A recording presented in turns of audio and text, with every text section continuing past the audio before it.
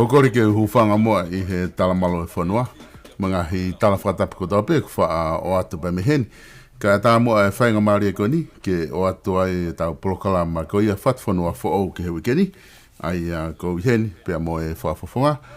PAULA PIVENI PIUKALA ke ma o atu e tau polokala ma ko ke he wikeni. Pea kua e whatawange kainga e ku ongolere e pe tau polokala ma ke te ki motolu ke pina I ahoni. Pea ku o atu pa mono taitali rei ki motolu ko tau pe ki he tau polokala ma FATUFONUA fo au ki he wikeni. Malo moha mo lerei pea whatawanga pe ku lerei pe ngahi ngau e kotoa pe pa mea pina ki tau hoko atu ai I he wikeni. I he whainga mari e koni ko loto ke taitai lerei ai whafafonga I he laine te ma ngau e agi pe ai voisi I he pongpongin. Ka ku whatawanga pe ku lerei pe ngau e me tangata puna e PAULA PIVENI.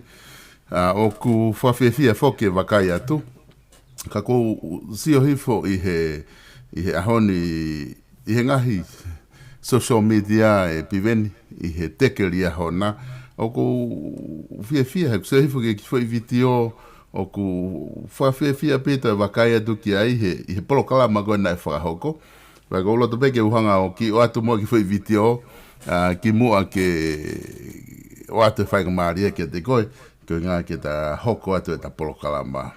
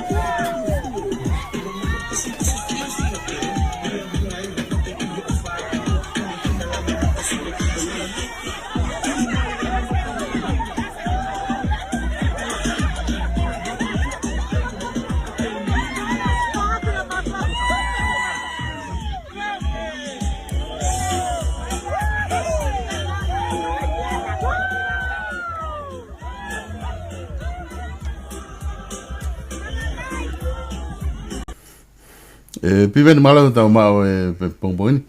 Pea malo mo ai ngau pe me tongan. Ko makatunga foke kuhanga o mai ki foi video ko ni o atu ke tau sio ai. Ko hinga ko ku wakai to foke ko ko plokalama ko ni na e whaka hoko ia I he aho ko na e whai e whiri. Ka ku wakai atu ko mo fia pa mo whafafonga ko o tongata pongo fulu ka peliran mata. I he aho ko ni hange ko ukai ke mo tokanga mo tolo whaha whiri. Mo lua mo tolo te ke lanu mata I he polokalama ko ni a kau koristutu ko ria hona.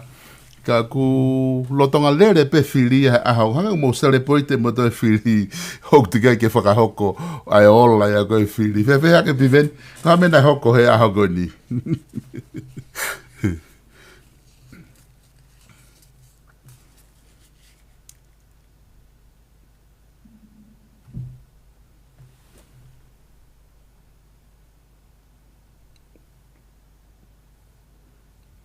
Piveni ko ngatu be?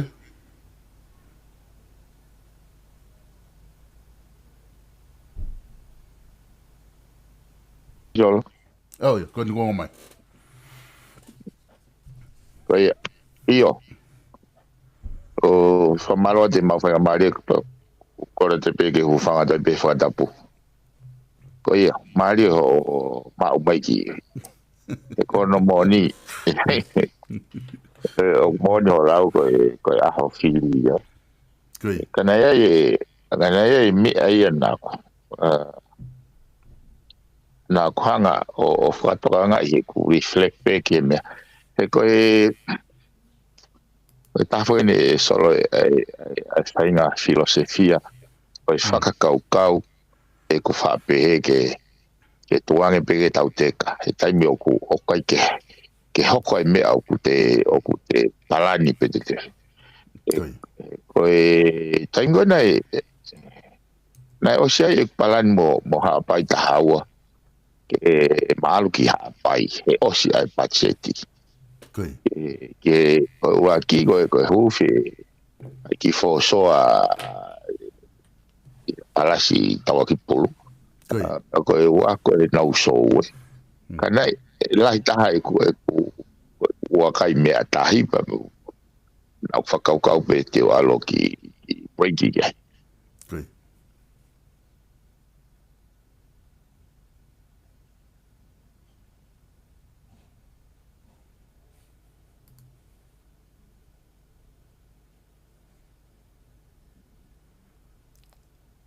Piveni ki mate mai.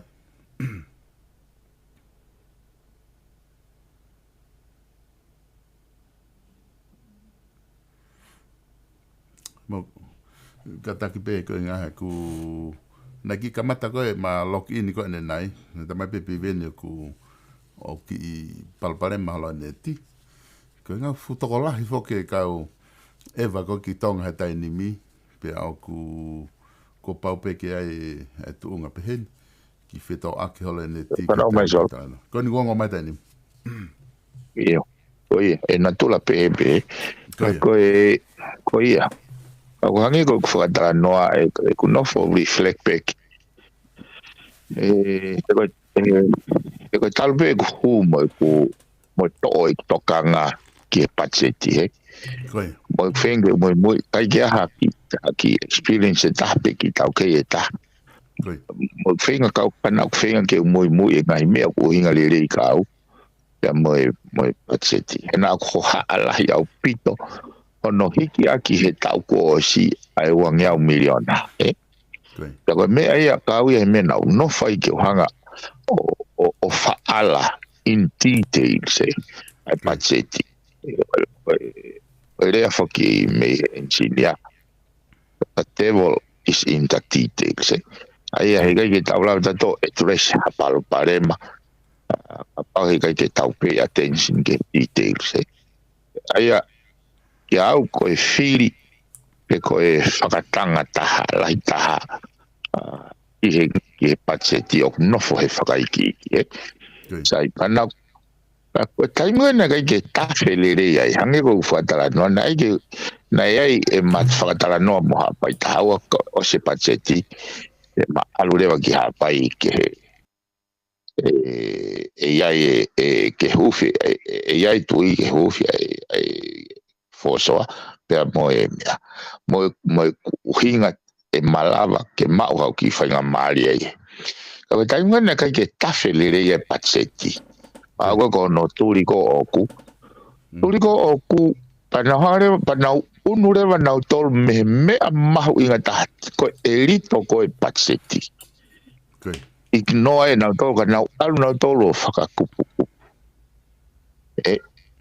ia o me ko na kuongo i te ke mahino pe ko ha kalas belere ke fa'u o skamata ngahi no tole vai ngahi pau ila ka wi ke e ko me na foki mai beau o stai tai hinga ka ko ai ko ke usai ia he ai pa na ure pe ko taute ala ta na fai ke tu fatale neti ko doing nothing ko ta ko na doing nothing ana ne tanu e miliona na wange foi miliona ta ai ko na winga pe ako mau tolu ia ai kwanga fratonu rea ko ke mau ngau ko fai o uia ko PC doing nothing ai ke au le vai au to ton ke to la ya nge tau te ko ia me na finga ke tamte foi si spulu na ta mai ke mau talunga ki ai ke na patseti o foto le ko ti le vai patseti a ko ni i historia fonwan foi aho pe e tolu talanga e fu patseti ai noa ia fu patseti i laita haya to e te fesiti to e asi mai mai o mea o kui kai fe unga e mai mama ke kai ke aha whaka tu he ngahi no ko e hare vai mea ko ni ngā ku no e taha ko toa he whanuan unau ilo le rei ko i kai pe taha no puke he panke o ni no pe kau mea taha nau whetaka halu to e watu pe taha e panke a reni pa totong he panke e nau reni ka kai pe ke totong e nau no o kawe na wongo e awea pero ku kei pero na wongo e awea na whehu ia e awea mama e ako mama e lotu pero ku kei exist ke whai tutu uni aki mei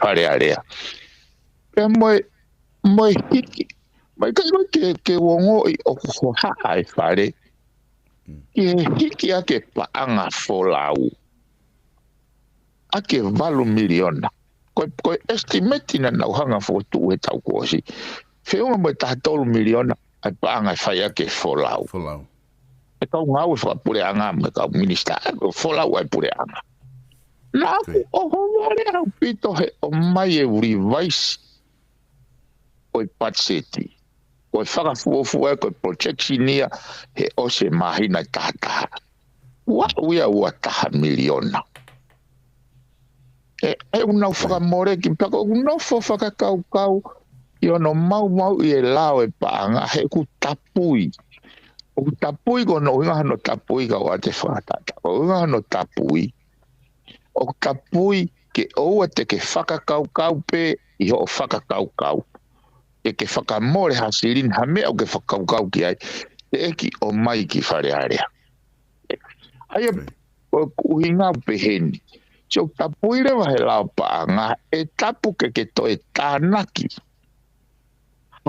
hasirini ki ha vouti o ova he pesete hongo fulu ako pesete hongo fulu e taha 3 miliona ako e taha 0.3 miliona ako e hiki ko ni he pureanga ko e ni i he 8 miliona na os mau i lao tau ai pepe ko hai fa nga faka uhinga ko faka ata ko ina wala ki ai o to ko matunga pe ha emergency pa faka aua o ma faka mak faka natula na ikai me si ulai o tau ko si ki he sune o tau ni ka ke to fa ka ke to tsunami ka ke to mak faka aua ka ke to hala ma me to ke maka tungai hanau exercise ngai close o whakangofo ai emergency e na fu mo a fu pa tai ngana o mai o tala mai koe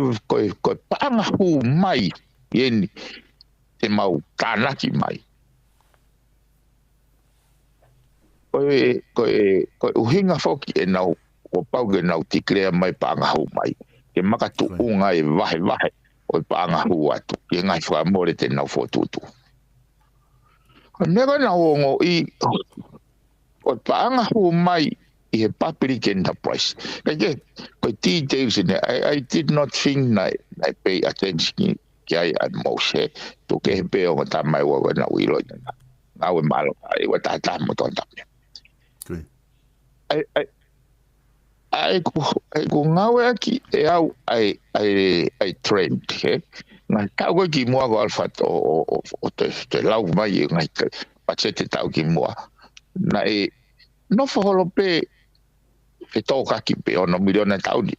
Tau fo tau miliona. Ara ke tau ko fit miliona. Alu fo fa miliona. Ara ke o miliona. Ai pe fluctuate pe. Na o vare o pito fatonga ko men no tala mai.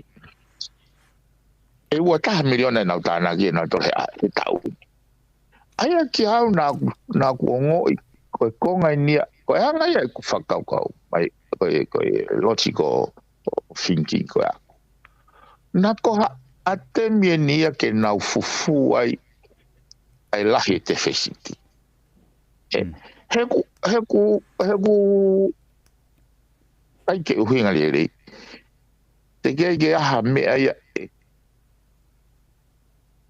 doi fai ke pe ke tanaki mai ha applicant price for all then it is generating mai ai o over he tahawa miliona ke pe ke ai na ku na hanga ya consider u foi inflate ko ya fikis ko ya consider ya ko te fesiti fufu ka sio ke moni ko ni ke nga ko te hanko troa ai u ala le tai mechi sio ke me ko na klava ko uriti he mea ko na protection mai ko ke ta we tolu pa hoko mai ko ne o se ta ki panga moe ko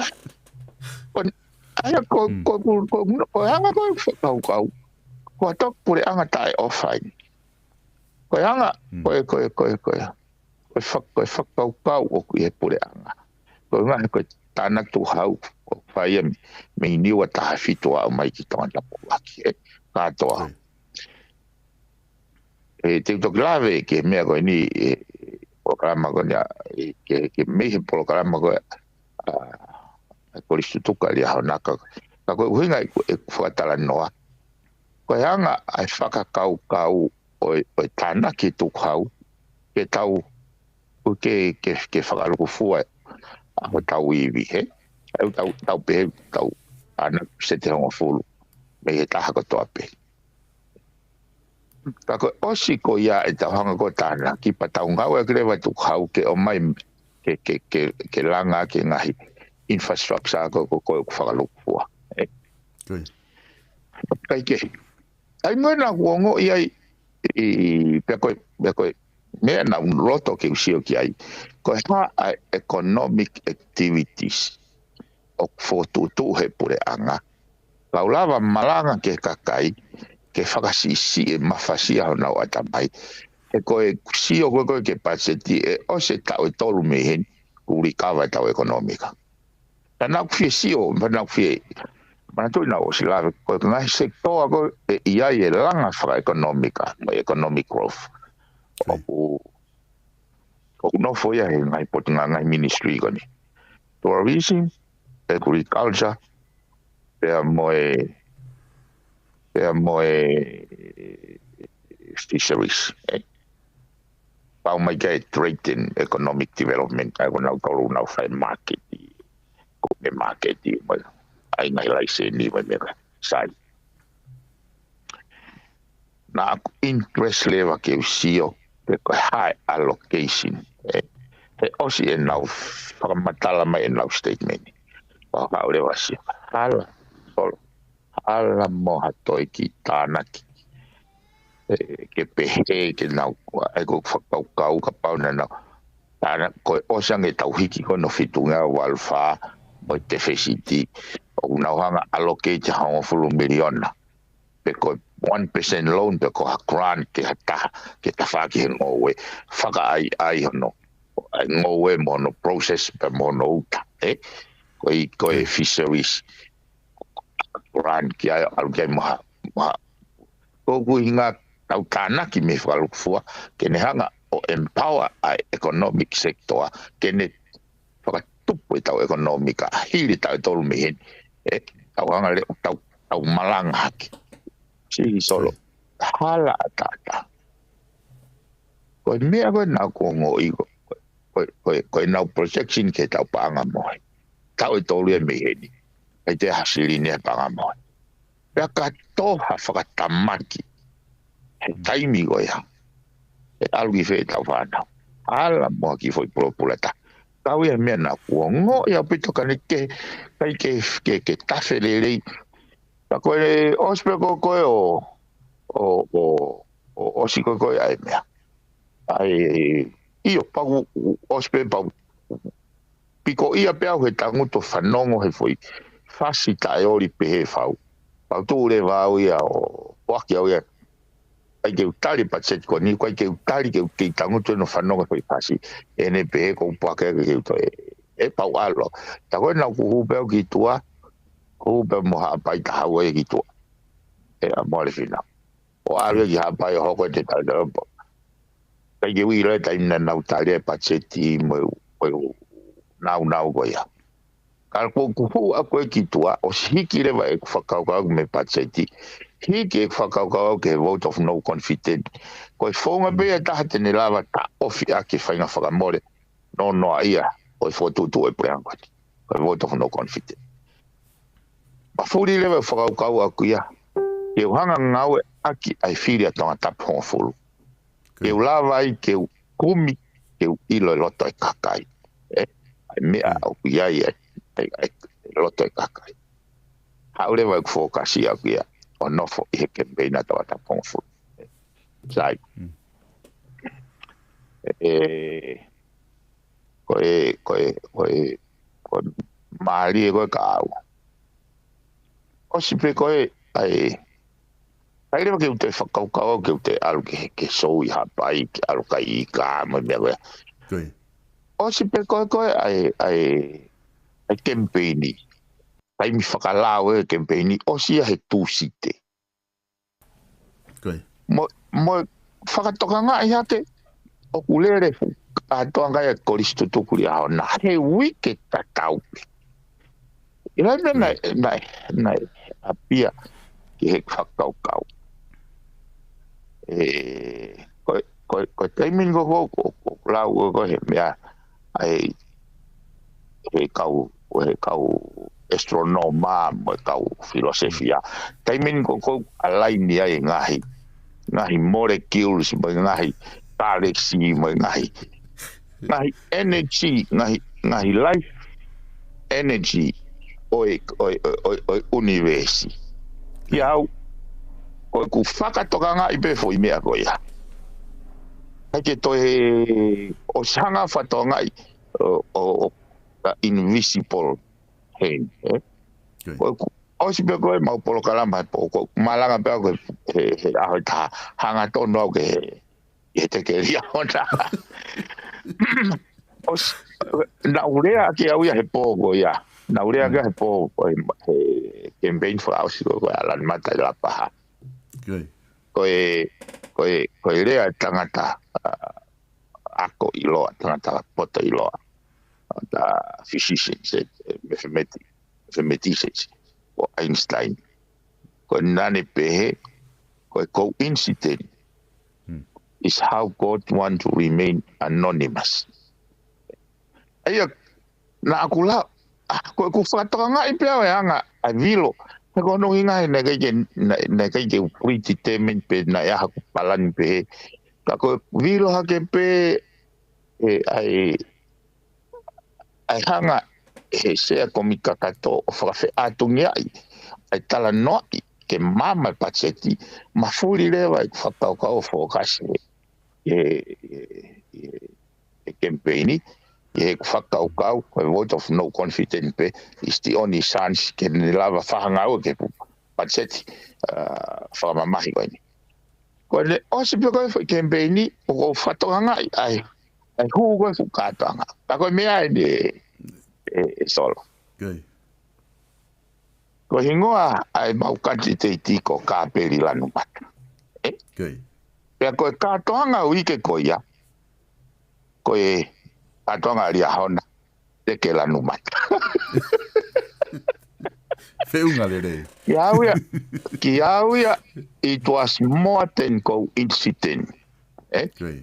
Ai ko hangare wauia, it cannot be coincidental. Nai me to grava fai viria, uike taha, uike ki mua, taim teke toa hai, uike ki mui, o se teke ria hona. Ako ene alaini le lei, ai ngahi, life force, oi foi cosmos, oi university. It has to happen with that preciseness. It cannot be a fluke because no ka fainga he ko uhinga ya kapana hanga ko uhinga hanga ko foi vitio gona ke perei mai ke fai filia pe tu taki pe mo candidate ha ke dalo te ke la no mata. So te la numata mai so te hine hina au tago foi fasi la numata la nu hine hina si etu e mari pe e kuhanga whakatoka ngai ta hands ta invisible hands e koe ma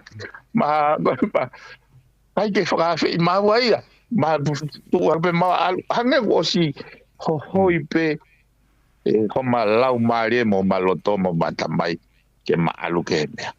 Na koe matau e po tangutu o whekau ki tahine, kai ke mamahine taha e ki te pire na mau tangutu ai alu ke DJ, tange taha i mai fwoi teke lanu mata lanu hine hina.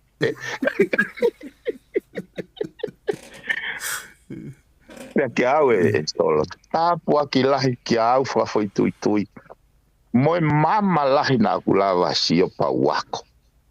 Na ku kaua uia he taha na aku whakakau o ko mateu teu.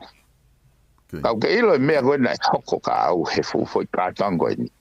Na aku ako au e me ala.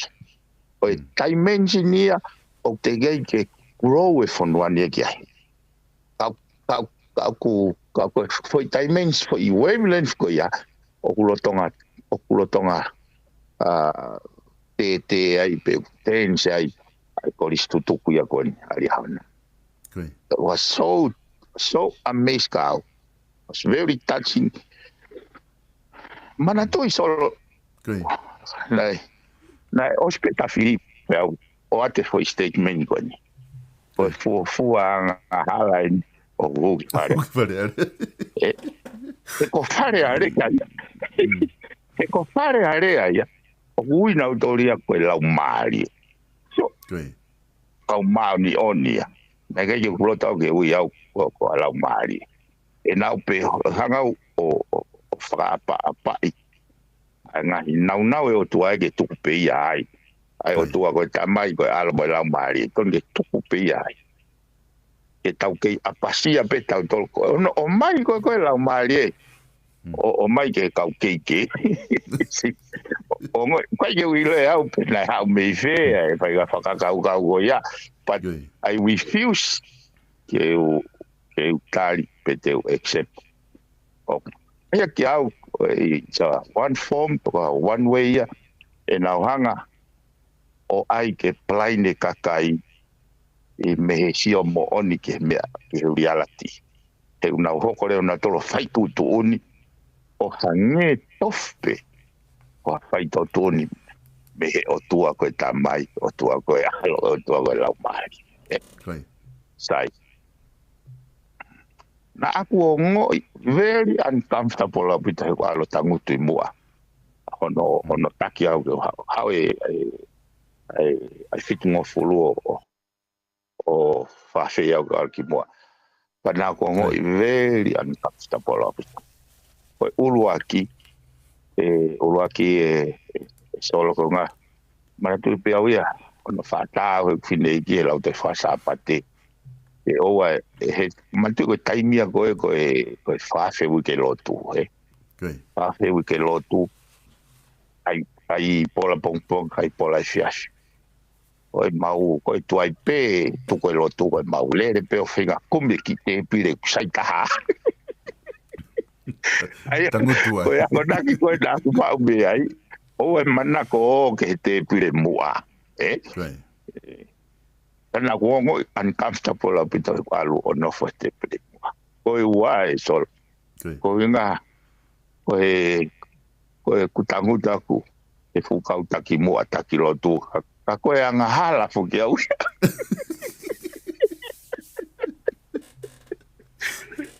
Mariela. Kai pehe, ko fai mai fanga friend ya kai de rei ko te bire ba, ko si sol. Mana foto ngai pe ngo tak lo tu kai ke ulama kai.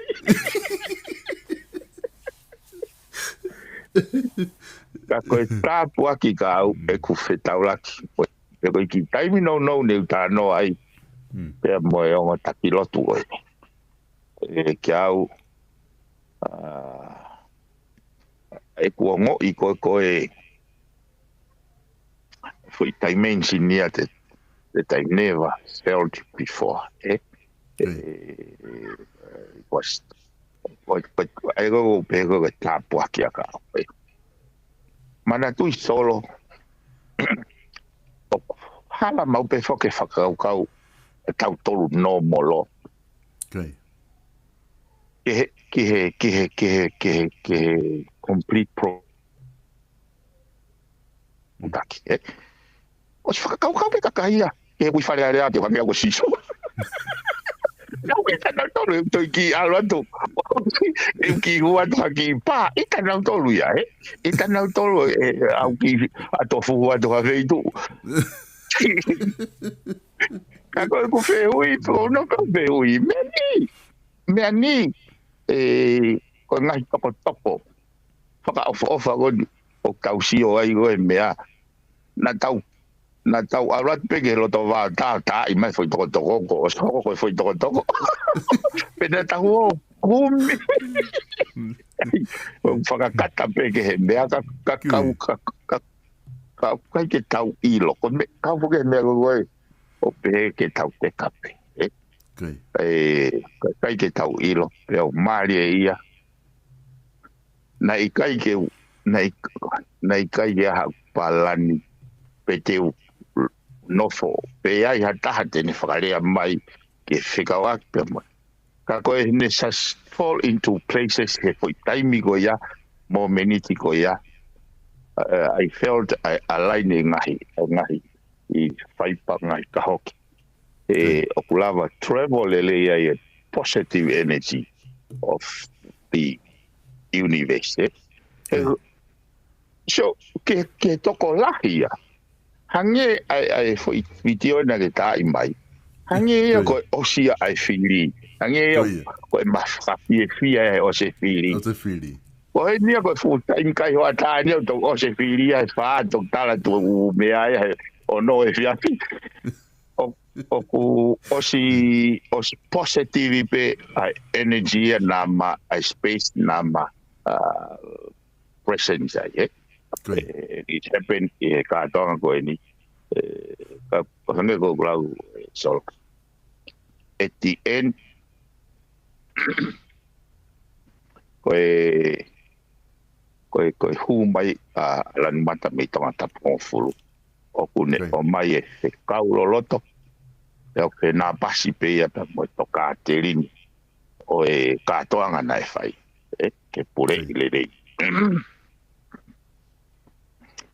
ai tu hawe kakai pe mo he ko fonga pe te taulava o reach out ki he massiva mo kau vulnerable marginalize ke pule ile tu hau ai lava ke whakapoto mo tau ano whakaukau I pacheti ke lava ke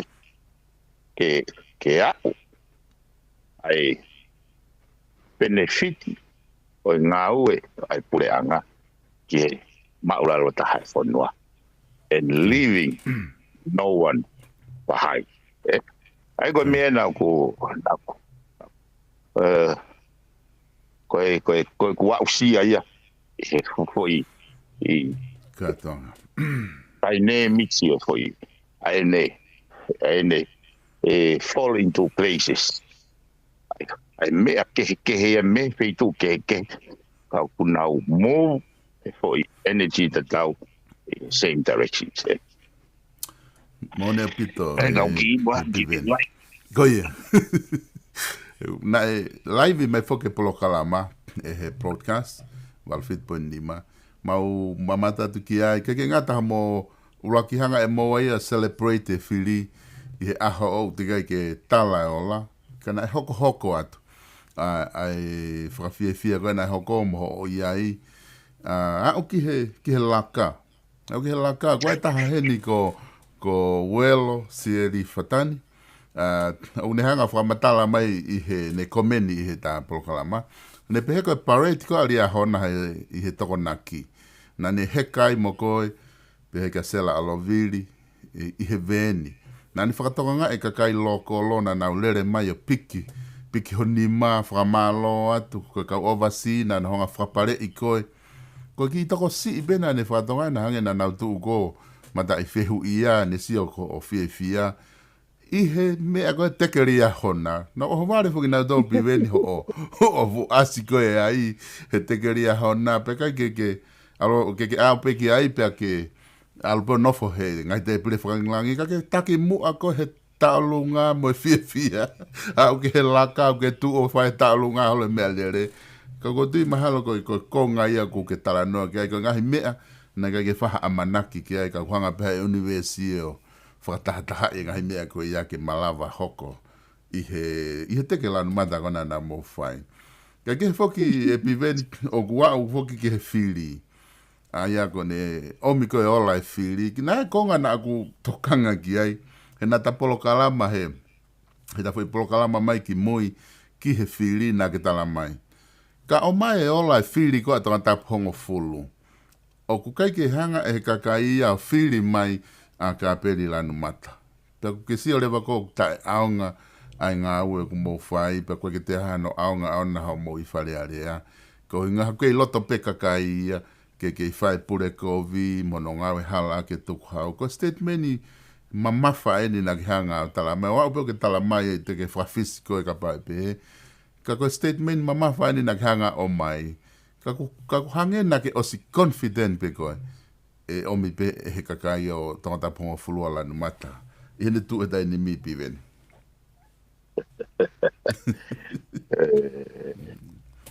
Io e ko te fuke ko na ngawe aki e taim na mautaranga e ti peiti e ka toa ngahi matai fika o kuia e hono ngahi makatuunga it has to be educated guess ko kai ko ha tupure fonua ngahi maito matai fika e whakaukau aku ne to tonu ke makatuunga i he pēteni he koe mantu koe lau koe Galileo Galilei. It is only mathematics that you can understand the secret of universe. He koe language na tohi aki he o tua ai universe. Koe mathematics. He koe whakatala no koe preciseness. Koe preciseness koe exist o kuvilo ai mamani i he la koe preciseness o force o gravity mo ngahi nau go ya it has to be I go lau go scientist it has to be super being na ne decide I go nau hanga ka to ave pe ko nau ko ngahi preciseness ko ya ko ngau ya o tua sai ko yo fo ke lau ke rimo man tu ko tau tole ne tu pa tau tole atakai ko tu pure fonua Uno nga he koe ke tau au da toke nau ko na tula lai pe whatara noa sol. Ai mahuinga ke tau pay attentions ki he nau o na tula. Ka pau tau fie ilo loloto ange ki he otua. He ko na tula tene a koe tau tolai. He ko suke, soka ona pua mone mea koe ni. Nai whinga e kau tau pehe kau whaiwhi kau e aho koe. Ke nau mahi noi ai otua me he tohi tapua tātāpe. O awe e nau whainga whakau ko mamani o tapawha. Maka tuunga he mea koe ni, o koe ai tohi au pehe, o koe ai angelo e wha, o nau tuu he four corners of the world. Poi statement bego ia, conclude na doko mamani o tapawha. Hau e kausai ni sia tala mai. E na wako a natula, ko mamani fopoto. So ke mena e hoko. So ke ignorance lewa koe ni. Ignorance koe ia. Tuha ke rewa kaulotu o tamate e kausai nisi. So ke whakatu tamaki koe o e whakaukau koe. Taike. O hinga whake i tā noa. I he ta whaakia koe ai tika ko pau ke te ngau e ke hawhainga pēten ke hawha magato. Koe whai ta whaaki koe ke whiri mo e loto e kakai o ko mone lau koe whe mau ke ki whakalahi tau tui. O koe ke whiunga ke faint heart. Man of little faith. Kai gen. Na aku whakafuafua pe. Pea toi malohi pe mo e kulawa ke matui koe whiri koe ua noa ua taha ko ka peri pe nai campaigni ai. Koe lere koe hopo ko ka peri pe nai campaigni ai. Na aku hanga o whatoka ngai o funo no e taimi.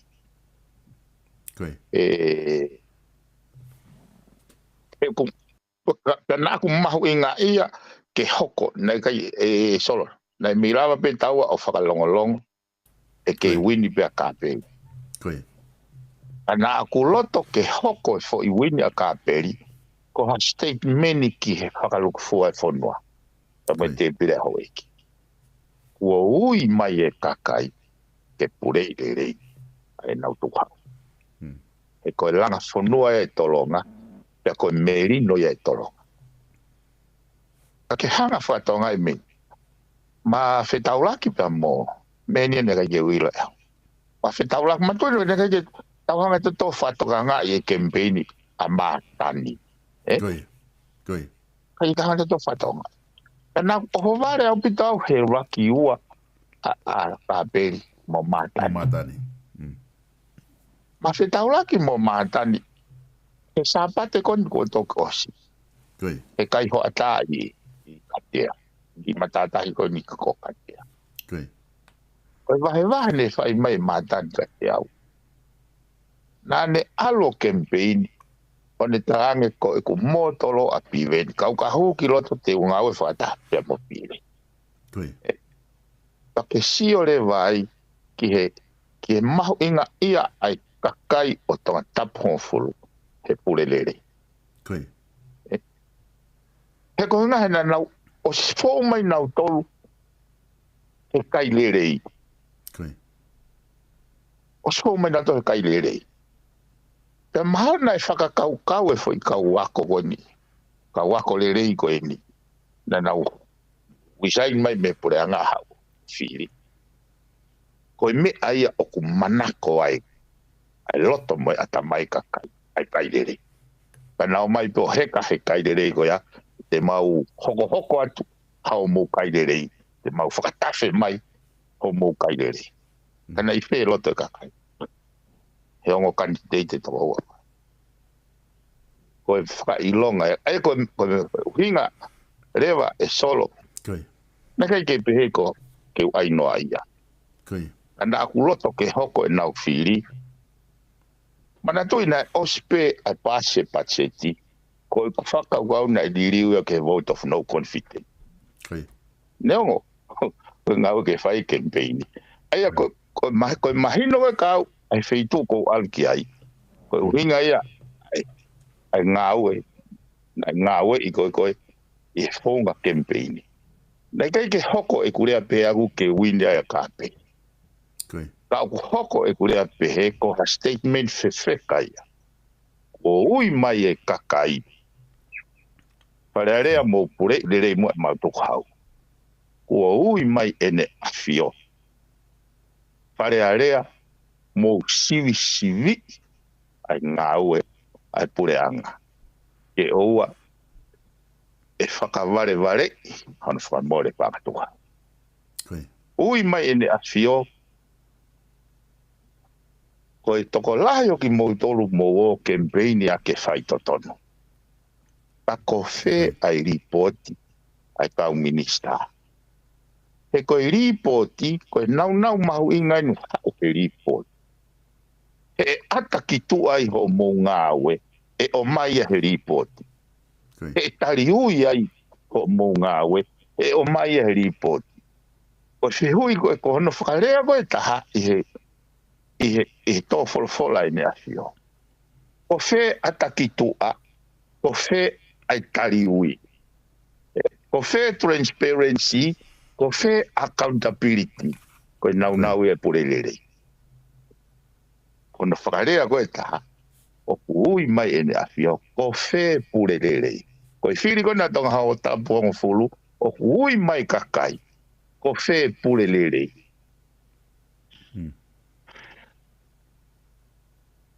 Koe whehu i rewa koe, e tau whai he vote of no confidence koe ni. E te pire hau e ki mo te pire kaminista. Te mou whakaongo ki he reo e ne awhio, pe mo e reo e kakai. Pe te mou whakaongo pe ki ho mou sio kita, mo mou tae o. Pe whewia. Mauna bito. Piveni kone tū rewa tai nimi. Mahino rewa e nia ku mao e fwoi whiri ko kotonga taponga fulu, ko statement nia hange ko whamatala, ke ave ki wharea rea, ko hinga ko purelere ko rea kakai o whakaha ia e whiri. He ko whiri whainga ta aina e whaitonga taponga fulu, i he kau kantiteti na nau, kau kantiteti le rei na nau campaigni ko ni. Pea ko loto ina o tonga taponga fulu, pea na e osi campaigni pe e ngahi kau kantiteti ke he, ko hai pe e whiri e kakai, te nau ave kia e nau pou ke humo ki wharea rea. Ko vote of no confidence. Ko wakai fo ke anga pe e whakafuafua, he ko wakai ko ke tipeti wharea rea, ai tau pe he ko tonga tapu ua, wha, nima, fitu, hongo fulu, hapa, ko e watahataha, hapa i taha ua. Pea koe pe makau kantitetia, e kau whafonga e me kakai, hango walu, taha tolu mahalo pe te nau, te mou lava peo, ave nau tolu ke ta whaaka mou tolu. Ai te mou ke fie mao pe moha kau no pere, ko inga ka lava ke ofi fika, taha whaa. O ka pau mahu inga fika, pe ka pau ko uhinga ke ave ke mou sivi aki, ko hai i whare area, o purere rei. O ne popo e purere rei. From day one, koe mea, koe tala noa peia i he levolo, dimension whapoi kare nau tā noa number pe. Hefika. I refuse to accept. Because whare whaulao, kene tokanga i tu hau kakai, it's about numbers. I refuse that. Koe uhinga ia e solo na aku pipiki ai, he purelelei, he maalunga ange, ai fofonga kakai, he mausio kita. He ku maupe purelelei ia, i he hou e ki, maupe moe pure kovi ai. Maupe purelelei me he kakai, maupe moe pure kovi ai. Maupe purelelei he patoa, toi maupe moe pure kovi ai. O hui kai ke pehe, ko ho patoa pe pa ke purelelei, poko ho, i kai ke patoa pa i kai ke purelelei. I kai, nega ye sio pehe. Koe patoa, koe platform ia pe koe ki as. O kune ngawe, ai visone o purerei. Na ikai ke uhinga e hola he kakaia, ai pame mo hiwa hosana ko ngako ki as. Na uhinga e nau fola e nau toluia, ai pame mo hiwa hosana ko uiko sisuna e kaheki as. Mari. Pehe tofu e kusio ki e patoa. Na ikai hiwa mo hosana mo pou mo sapoti he kakai e patoa ko inga koe patoa. Koe fu kingoa koe patoa. Pe koe fu monumanu koe asi. Na e uhinga ia koe kaweinga na e hili he tua. Koe patoa ke pule i le rei. Pea o ke fofonga kakai. O maolunga nge he sio kita a kau faitu. Koe uhinga ai. Ia au ia, kai ke ho au ki he lau fika. Ia au ia. Oku to tonu e os mahino i lo te whare area e hon. Mga whākoe. Kua ui mai ene afio e mou pure i le rei e tō hau e kakai. Kua ui mai ai kakai whakafau mai he whire tangata pōwhuru. E mou pure i le rei. Solo. Ile ka ia hataha kei vote against a vote of no confidence. Ako lauga e o sta tonu hanga kakai o hai he nima moi vai. Pea furi ke he o ri ke poto se ngai tagi o nif. Ai ke uto sa tau poko te haha no mahuing o ke ai ke tau whahai he ai ke tau whahai mo o mai ka pau mo roto ke pure. Pe koe no pere koe pe koe whakafo koe minista koe pe koe whakafonga kai koe. Iau is a defining moment.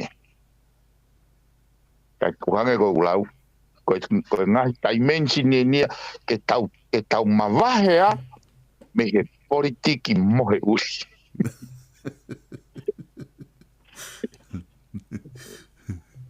Very low level au pito e kusio ke whainga whakaukau. It's about number. So ke mo ngoi fe ai upe uhinga le rei ke tau about number ka tau whiri mai e taha o kurotonga ave whawhare mahakia.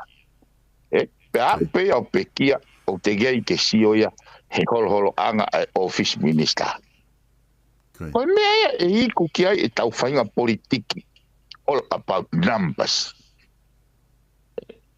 Kono whiri mai e taha Minister, o kai lava ia whakamatala e ne ripoti mo ne pasi. O pehe o mo pehe o fia mai ne afio, he sio mai ke whahinga minister pehe. E ku whaka poto, ia au ia e solo. Talu pe nau whahinga ke whare iau, me he kwaki hua pe o whehu ia. Ai holo anga whare area ai koe fuakava.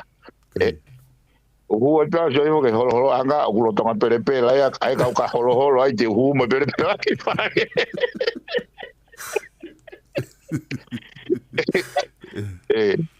Ai ke moe nau whare iau ke u alu o whakakore.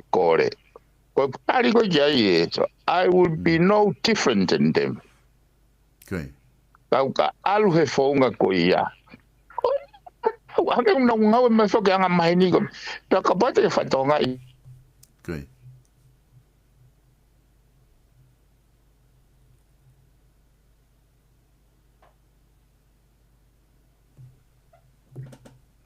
Biven ki mate mai.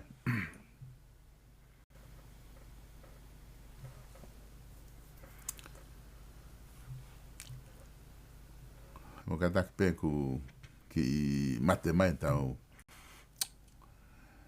Solo o ke whanau mai. Ia, ko ni ngongo mai. Ia. Pena whatonga e au ia i he mau ki ka mate mai pasi. Ta kai pe e ka minista haia ki a mautoro kono mea o whenke whaheke i mautoro ko ngā ko e neki patseti. Ai ko fonga motua sio pa ko fonga motua na feta kai bena to matai fika tu pure fonua matai fika ko ke o mai pala nga we ke ni hanga faka maka tu unga ki ai matai fika sio ko ki au wongo au pito kai ke mahalo na ko no taimi pen solo pa na pe ko fa nga mali a we o alo fe kumi mai al provisions helao e wongo u si tai me patseti pe ya nga foto tu to mai he lao ya to kiria ta ko ne os lava pe ka mate ki fonua ko hiri o fa mai lao ka pa leva ya ke si pe tai mi pe tau o mai leva al patset pe ko ta ko si ka ho ka no ta langa i foi mai na tol ka ke sio ange pe ku wongo le ke kakai o si pe ko foi a tol no tarifu patseti atau pe ko na faka va i ka ya me ke fa la noa he mainan so o se mainan ko ya va fare ale e ka pe na fe ko na wo pe o ka to anga pe ho fi fare pe faka sake pe faka fi pe mai kaka I don't know ya yo mahalo ko taimilere ni piven ke fa ki malolo he mapuni ko ne fale area pe lava manga ka to anga taimilere ni ke fa ki malolo le o fa ki refresh ke to ki hoko tenga o fa fale area ko ospita program ko ni te alu ke ki committee fili go e fatotolo go ai palparema uhila o fa ta hawa e turi begi mara wa bonda na e sai ka fola u ne te queria honana e na o vai ki se ni te tonge ki tikite te ki puna pe fia mala ya alo ki malolo na hore go o hanga ha miscarexi henyo sapi e tau ff koia o ku wahlo ku o tola fo ke ka ko instituto ku na ko ilo pe ku na mamata he polo kalama mana to hu to muy mai a sam tau fu yo ne e ke mai ke u fehu ia tu pe ku pe ki va mai mo o ongo na ke ma o he i he polo kalama ko aria hona ka ku tu mana ki to muy mai he va ko na ke fai e ko ki mua e to ki foki pe a seme o toki sio he kamata anga ko nga na ke o si vai mai ai a o kau ko ke ai ki lave to ipe solo ke ko ausia ka ko nga ko va pe o se taimi ko na ma fa na la ya pit ko pa me na kuako tau la mare ia a lele ia ke foto to e kristo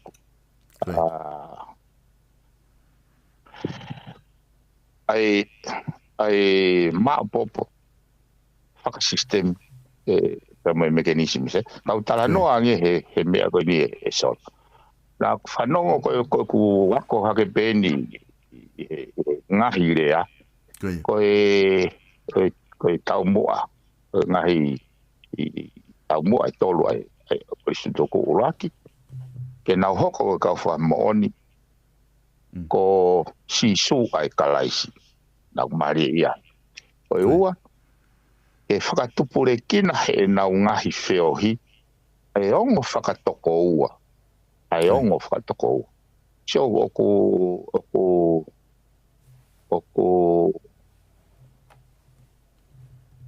ai mensi ko ngata mensi keke ko tolu lewa he whanongo e nau hoko e nau whei lau e toko nia masiva e o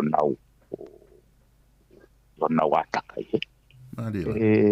solo ko ngahi koristu tuka doa ko o sisio ai ko nau tau muai ke langa ai whare mohe ai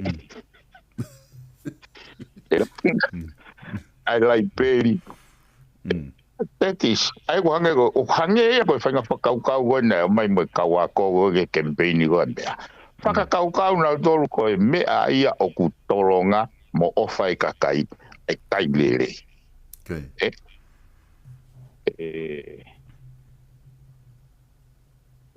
Iau solo Okay. Koe mea koe nā ku maari e ia pito he hoi whakakaukau. He pehenia. So kau ki vai pe whakaukau he nā ku ngoi. O ko maulalo he hoi mea koe. Matui nau wha. O mai ai whakaukau. Nau wha o mai whakaukau. O e Samaretani lere. Koe tala noa foki. Koe whihui ai poto. Hai me te uwhai i o mao ai poreana.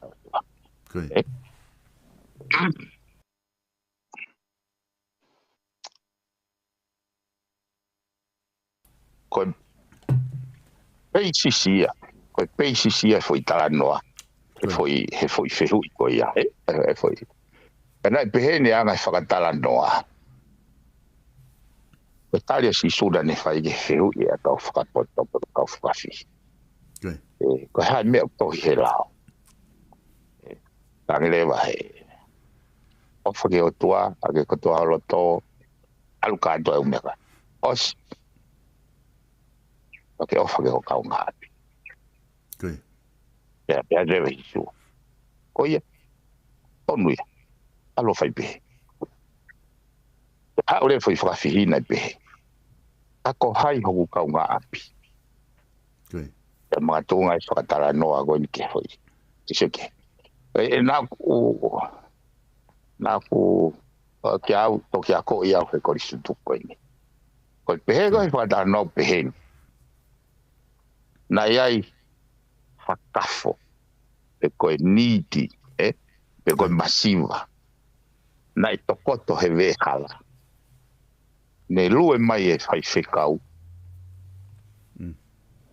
O ne whakatoka ngai e kafo. E ase ia he matau ai. Koe li vai te rewa. Ki whakaukau ka kuka kauta. Au sfonua ia. Koe anga e ka fututu te tisinoro. Lue mai o whatonga e kasi ale.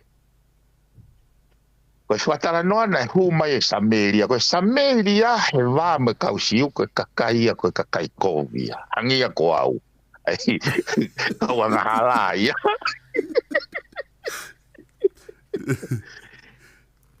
So ke whakatara noa hau e whatonga ai kafo. Pea uraki langa hono mafu he ofa. Pea ne toki hifo mwene fo i waine. Wene toenga waine ana minai humai me pa. O tulu ia whai e ala whai me kawe pe kari vai te mahina waine. So ke mahu inga e mahina waine e tulu ia ki a kafo. Pea ne totongi hono mo ua. Ko hinga ke. Pea koe whihu i rewa koe na toi whakafoki ke kau poto, kau ako. Ko hai he toko tolu koe ni. Koe kau ngā apia o e kafo. Matui koe siu e nia kafo. Koe Sameria e nia. Ta koe whai kau siu, koe li vai te siu na e whakalaka. So ke he maa koe ai poto siu. Koe pea te poto siu. The one who have mercy. Pea koe whakahino tataupe. Oh, and who likewise. Alu foke o whai pehe. Sai. Koe anga ia whakaukau pea o pehe au. O sai ange. Ai tama inu pia he whai pehe kau mo iri vaite. Iloi mena a koe mai koe. E koristu tuku ki au. Koe me koe nea koe mai koristu tuku ali hao na ka au. Wai whake ai whakempeini he. E kakai ni. O sayang tai ako pia kai ofa. He ako kai tai ofa. Tako whakahua tu lewa he nau whatana ko betu. Fe ka pau koe kanti teiti o kuako lerei pia ofa. Kai. Jong tau hampe na to compare sayange ai tai ako kai ofa. He ako kai tai ofa. Tai ofa. Kai puri foi whakaukau ia. Whewhe ka pau e ako lelei peto e Pete ofa. Koi. E koi mea nei ako i mai he. E so ke hangarewa.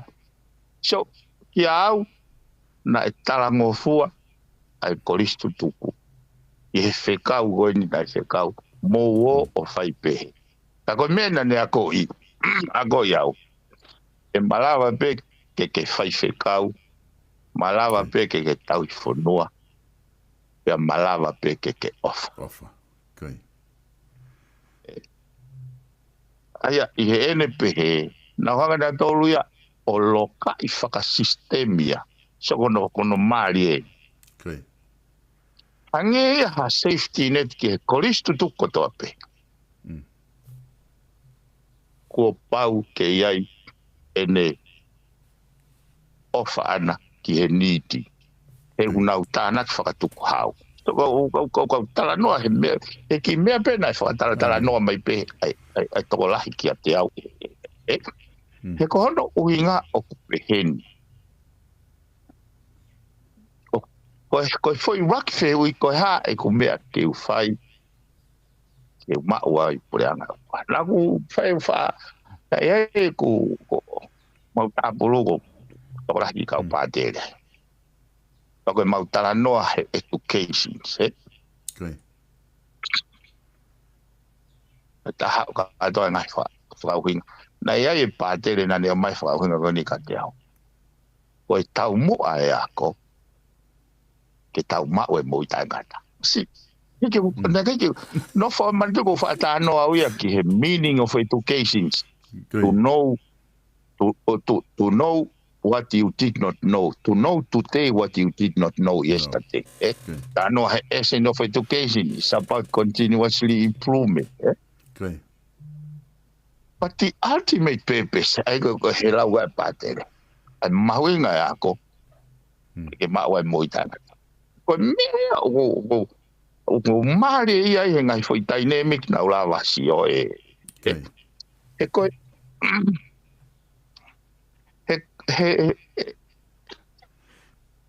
he ko the ultimate purpose.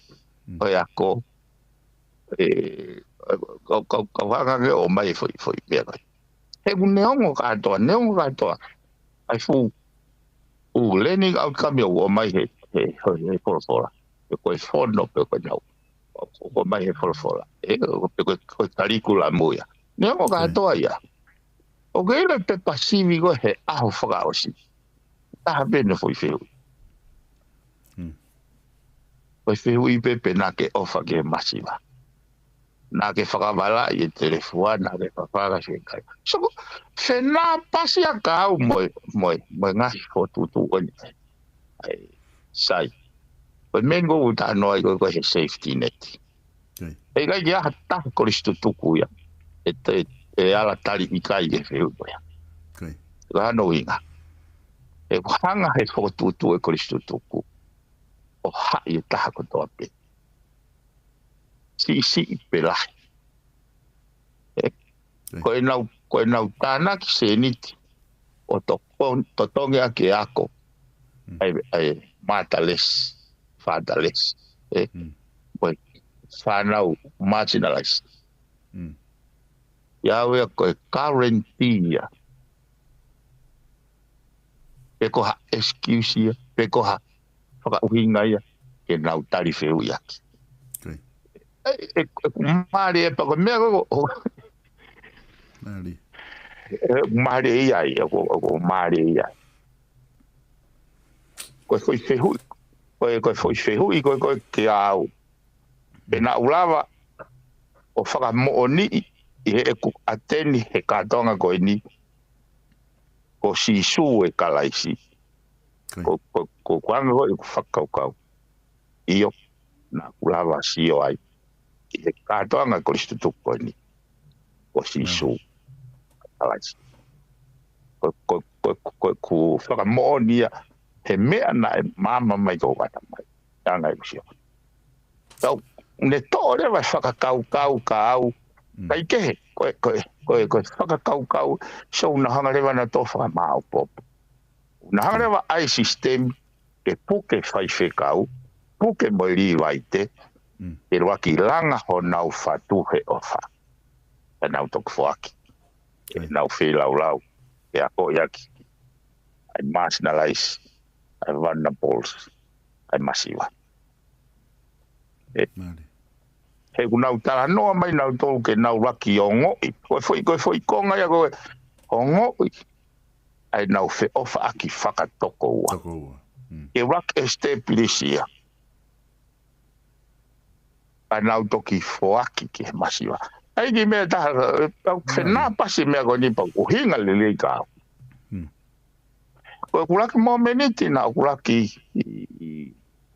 whanongo ai e whaunga o e ofa ai kaingalot koe ni ke masiwa na nau tala noa mai he whakakau o ku nau haukai he sāpate e taha o e mahina pea koe whui haukai koe ia o nau hangarewa o wahe e nau silini na nau mei na nau mei to tongi ake mea kai ke nau kai o ave ia ke he pisope e whakaau aki ai whatongia e si ke masiwa masi ke maari koe kau na koe taha ngai whakamatarau pehe ai mahu inga ke waki au kai e si e nau o ngoi ai ongo o ihe masiwa ke nau raki o ngoi ia tai mou na o ngoi ia e nau fie kai ia pea veke rewa maa rewa ai to'o ai inasi o ave e nau raki o ngoi raki langa ho nau fatuhe afa e koe mea ia koe foi tai mensi nia na e mama kau na kai ke uhinga mai au sayang e ta mai nupia e fai kau na uhinga mai o mahu inga whauange e raki langa ho mafuhe ofa na koe uhinga hono tuhifo o au e ke kau mau lao a langa hono mafuhe ofa tene mau e ia pure anga o toa o mu aia e kau taki mua o kui kai ke langa hono mafuhe ofa Ia pe fata no e la to fa sa pate o pe ka pa i kai whakalaka ho mo ma oni te ma oni a tau whare si e i kai au pito te mo mata ai a ko whakarea ta ko ia whare si a e uke a pai ki kau se o ke ta ko tamai no pia ni na ha me foi wai ne o tulu e o ramaya o ne ba we ya ka ko anga ya e ki fa ko poko si na si o aki he foi tara no ago ya ka ko ia o he ka venga mo ka toanga ko ne ko listutuku ai to no anga e fa winga o na o mai na toria a lava peke o mai a platform system mechanism e kei fai pe fatongia e fai whekau. Pea kei ofa pe fai whekau. Pea kei mao pe ai tau mua. Educations ki he o tangata. Anga e ku whakaopa ko whakamalo lahi al pita solo. Malo. Ki he koritu tuku e nau ako. Na mando e ki pulakata mako o sinau. Na pay attention ke to fola ne afio ne pehe ki tonga hai ne pehe ki tonga hai mo ofa mai o ako mo vai anga he ko ai ako na o pe o fa hinga ki ai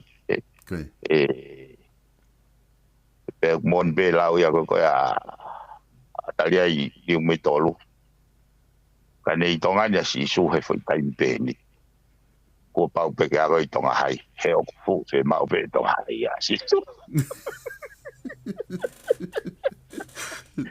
ako whakamalo la ya pito ki au ka yo hanga I lo ha fo tu ai o ko ka fo ni me ko ni o ko fata no ke tuange tau teka e ko lava o sio angi o sio lele yang ki nga fo tu e dai kai ke ai e ku au sia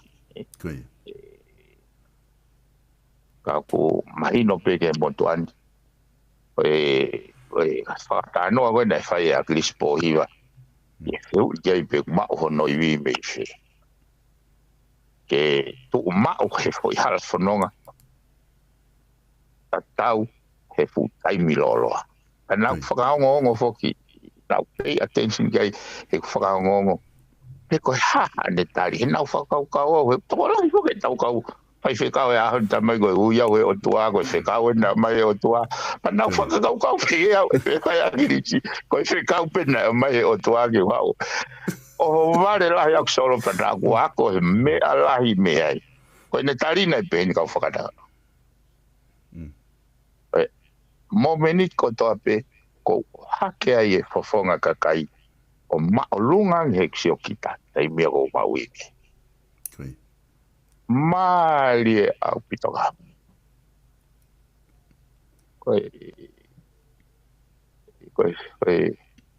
mea ia na ku lava sio I koristutu ilo eku whanongo ko he ngahirea he po whaia saiti rau tala noa pe he fo irea koe whei lau pe na aku whakatoka nga he tau rea ka atoa pe ai langa ho nau mafu tolo I matata ko toa o ko sio ko nau tolo kai ke whata noa pore kai ke whata noa lau ako tala noa pe he whei lau ki au o esencia o ako o mai he apia o fotu atsol correct ke kai fonua ave mo fa na ugria e o faka mo oni ai ko sisu ko kalaisi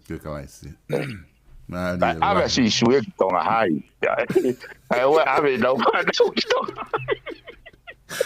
ave sisu ki tonga hai Maria la he bito biben ko ni tu ko ni tai ni mi ko ma tolo ma ka fanongo ko ni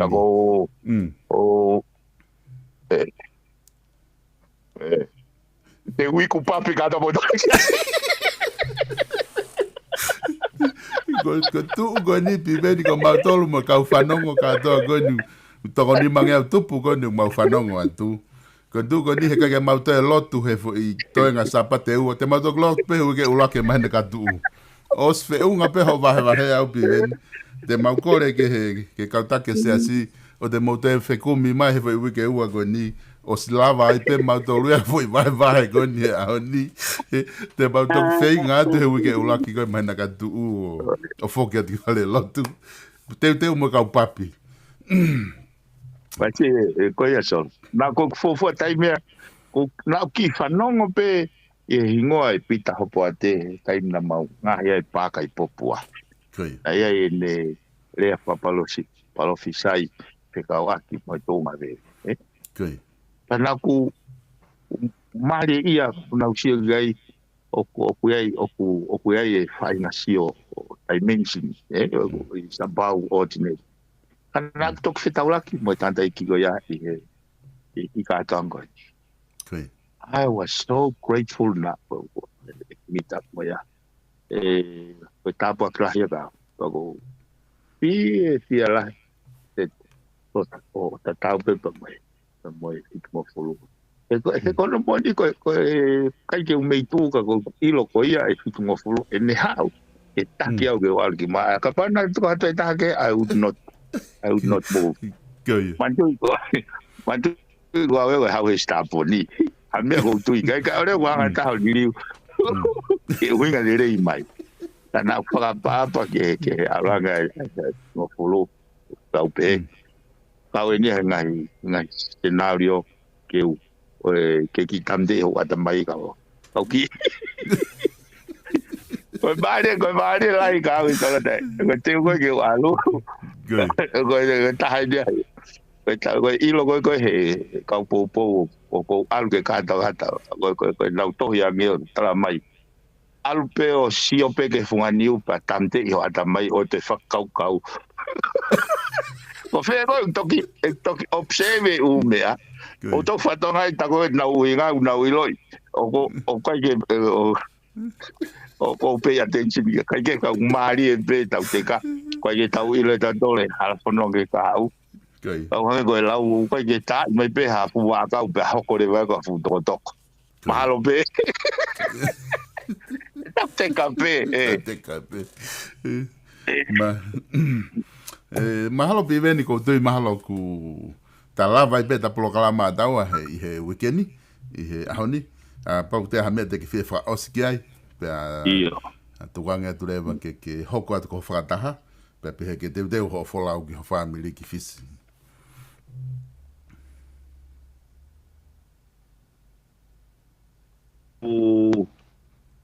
Oku whakipia ko whipa koe mea pāngoe koe ku alo oku tokwhai ai ki celebration ia a tōna pōwhulu e tōna ki. Ka kou whawhia kau koristu tuku ma kau pātoa na o hake e whamahui ngai ai ui ai a tōna pōwhulu ke pure i re whanua o nau kau no o no whahisia e ka sio ke o kāpe ya mo matani instali te mo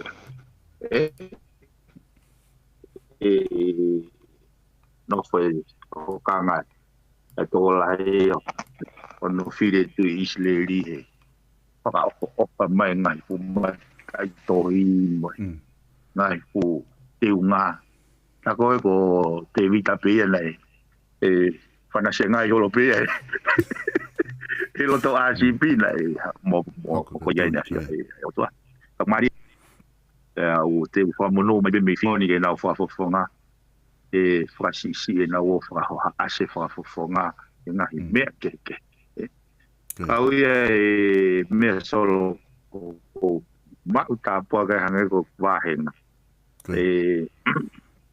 oku e nau tokoni mai ka au te whakasisi e toi ho haa aku ki ngahi mea koe o pure whakawahe mai tui o hanga au whakawhai ke mau o e tau whiri ai kau ngau whakawhare area koe whukau pure whakawahe ka koe whenga whuk kia nau tolu ke nau to o atu ai ngau e pure whakawahe o mai ngau e whakawhare area kaula wa whai rei patongi ai whare area o se ange mea takana e winga pea ke tau he ke tuku noa e ngahi mea whaluku fua ka koe tawa o mai ke mga whako ni o kou lau maari positive au pito very peaceful tau te fito ki tau whangatuku hena tau o se patse ti hoko mai ki he campaigni hoko mai ki he tekeri a hona nai kai ke kaue ai foi mea koe a ka ki au koe anga i e potutu o inga e ki kalo o foki o ki eva ke u whanau mo whamiri mo ki kumi haiwi teu ki he ai koe lau koe ai teu ki he tau ai tau whihau kene amanaki ki he tau ki he pure re ko pau ke oia ka koe whetaki a sātai mo sētai koe whakaukai pure ai o a manaki pete o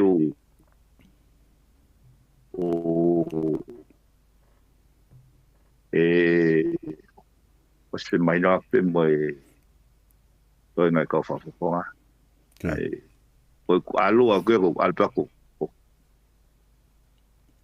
ki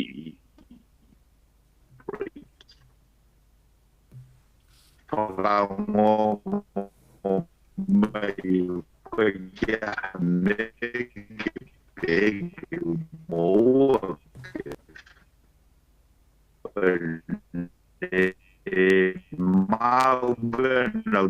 o fa ko me ko foki mai le Okay. ka ko whakatoa o whatu I tonta pongo full e mo de mea e ne hena he ka le Filipe ko ni ko walo si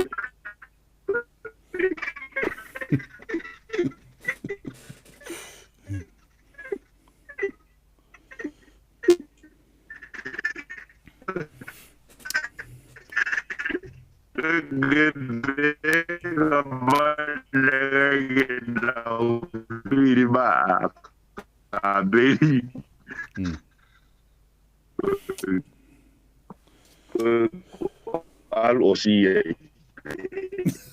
Gal osien kay te foki vai. Malo apito piven.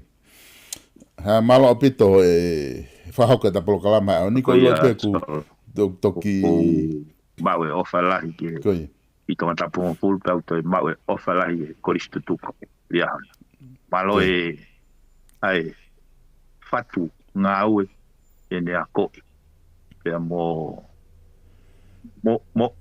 o koe mea lahi koe ka au ai koe wheka koe alu foko whai pe ko tui koe koristu tuku pe na nau whai e koe wheka koe ia a ore wa whakau ke o a ngata pehe ka winu pia ai whato na mafu e whaka kai kau kātoa ka wai whai whekau mo iri vai te he foi system maari e la ki au ia mon la happy piveni malo apito mau vahe pe mo whakatala no kon I he proklama FATUFONUA e ahoni e pe mga hiui ko ni ku o mai ki he matua ave ho mo fa na u ki ahona fa hu ki ko nga ke vahe mari e kulawa ke tau share ahon pe mga u ko koristutuku be ki he tonta pongo full pe mga nga u fa rea au ku ke whakatala no ki ai I he wiki kotoa pe o whatu pe mo tala monua tu ki he nga u toi pe mo te ho folau ki he family kata toki hoko atu he time tatau o wiki kahau o whatu pipen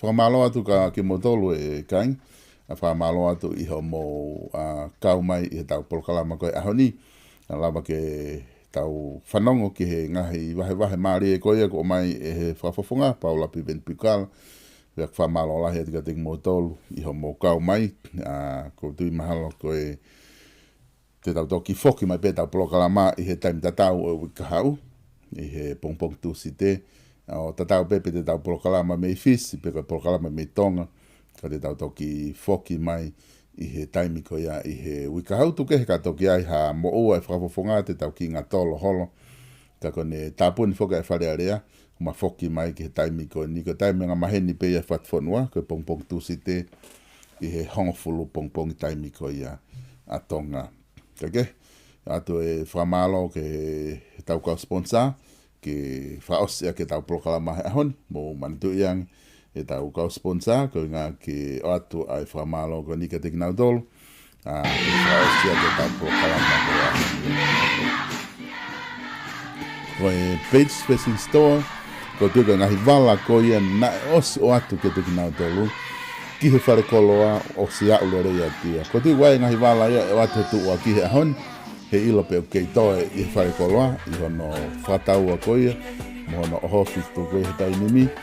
Ka oku hulu atu pe ngahi tu aki koia ka te motol, hanga atu ke tau mai peau building, te ke lava atu ki ai, I he Paige Facing Store, I loto nuk alofa, hua fitu, tolu ni mao no, kau ke whiama o hawhahinga wala pe, lava atu ki ai o wakai, e tau whare koloa wala koia, ko Paige Facing Store, o ku osi whakanau ki he wala e lava whiunga mo koe au ki ngahi wala mawhana ka pau ke mokosia tai nimi te ke lava rei pe o mau ia pe me Paige Facing Store. Ko ki ngā tai wala ki kakai whiwhinu, ko su lahi apito, te ke lava tori mo whiri ai I he Paige Facing Store, ko whika telefoni wafitu, tolu ni mao no. ua fitu tolu ni no I he Paige Fashion Store. Ko tau kataha finance ko ia, ko South Pacific Loans pe mo starik tupo, o kunau popoua e ngahi polo kalama ko ia watu pe me dipon media, o maheni ke tokoni atu ke o kunau heni ke tokoni atu ke ting motol, o apau ke fie ma o ha o no whapaanga ke tokoni ke whainga ta ia. I he taim tatau ko nau fia telefoni, ko noa walunge au, walu, hiva walu, valu. No valungeau, valu. Hiva valu. Ai kau taha no pe taha I loto o kalani. O kunau tokonia, ho tau kainga Pasifiki, tato te fito ko tau kainga tonga iha whahinga whia mau no. Ko stalik te pou, pe mo noa valungeau, valu. Hiva valu. Te ke lawa o whetu utaki ki ai.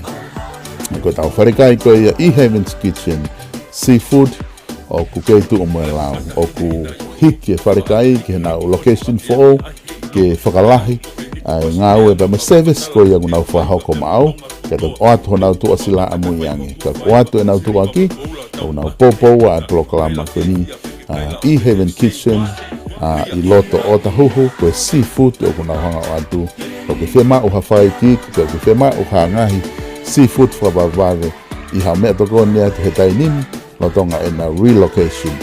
Telefone te koe ke noa woua, taha ua fitu, waluono, hiva ono. Noa woua, taha ua fitu, waluono, hiva ono, tena ulawa o tokoni atu te koe. Mana tu e tau kau taha koe ia I tonga fitu, ai kau taha koe ia ka Nalesoni Welding, Nalesoni Professional Welding, o kunaulawa o kasai, whahinga uka mea pia kene malu I ho api ka pau ku lahi a kau kakai una whatuktuk no ia ho api I ho pauri te ke lawa whetu utaki ana Nalesoni. Lawa wa kasa e ngahi a ko ia e ngahi uka mea ko he a ko fitu wha noa nima noa te ko fitu wa noa walu fitu walu I tonga fitu o kuia a Nalesoni tene lawa o toponi I koe iha whahinga fia mau te ke fia mau ki ai. Ko tau live stream I loto o kalani o ku mau ke ngau e pe te ke lawa whetu taki mai ke mau ato hulu haa whahinga fia mau I Nusilani birthday te ke graduation o au ke putu ko e katoanga whakawhamiri katoanga whasiasi te malawa whaita ia ke lawa o mamata ki ai e ngai whamiri de mito preanga pera pau ka ki loto ke live stream te malawa o video ia te mahonga lewa te whainga au e ki ai pe te oatu lewa ki e te koe ai video ko ia ko hape o whainga whia mau noa wataha hua noa nima noa ono noa fitu ka pau ku ke nofo I Oklanin tatau te fito I he wahenga ki he North Shore pe mo Wesite o ku ke whia mau hao ngā ue te ke lau peo fitu taki mai I he whainga taimi pe I whika telefoni tatau pe noa wataha no ua noa nima no ano no fitu te maulawa o kumi ki a mo whahu koe ki te mau hanga ue ke tokoni ki he family lotonga ko ia ho Nusilani ke tau proklama anai e tok hoko atu ke hoko tolu a ia ko te funga whanua ia lo au ke a mo palofesa sesiwa laftani tau tok sio I he taimi kaka mo mea tau toki whetaulaki I hoko tolu a Nusilani